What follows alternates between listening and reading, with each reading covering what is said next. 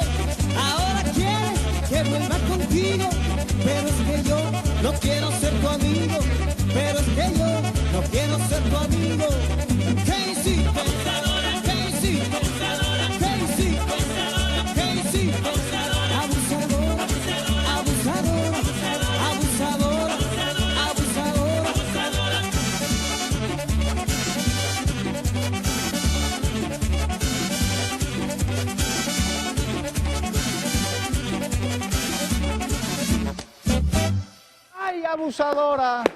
Maestro Wilfrido Vargas, bienvenidos sean todos ustedes. Bienvenido a la Ciudad de México. Muchas gracias por estar aquí. ¿Cómo le va? Yo estoy mucho más que feliz.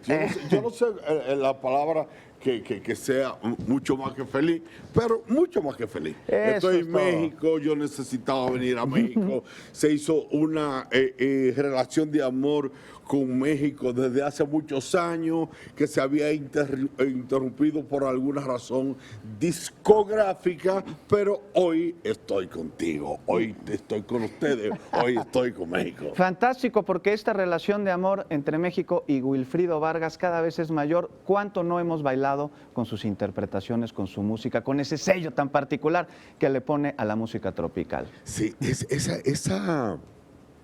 yo aprendí a bailar con tu música.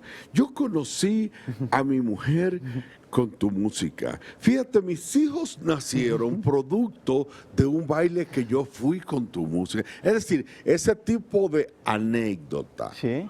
hace que el artista se sienta humano, útil, productivo y que ha venido a hacer una misión a la vida a través de su profesión. Y muy eso es lo que yo orgulloso. siento, y muy orgulloso. Muchas gracias. Oiga, maestro, nosotros lo queremos invitar a que no se vaya, a que nos acompañe durante el resto del programa y a que nos regale más canciones para terminarlo. ¿Le parece? A mí me parecería Y se- un privilegio. Y seguir charlando. Muchas gracias, maestro. Y seguir platicando.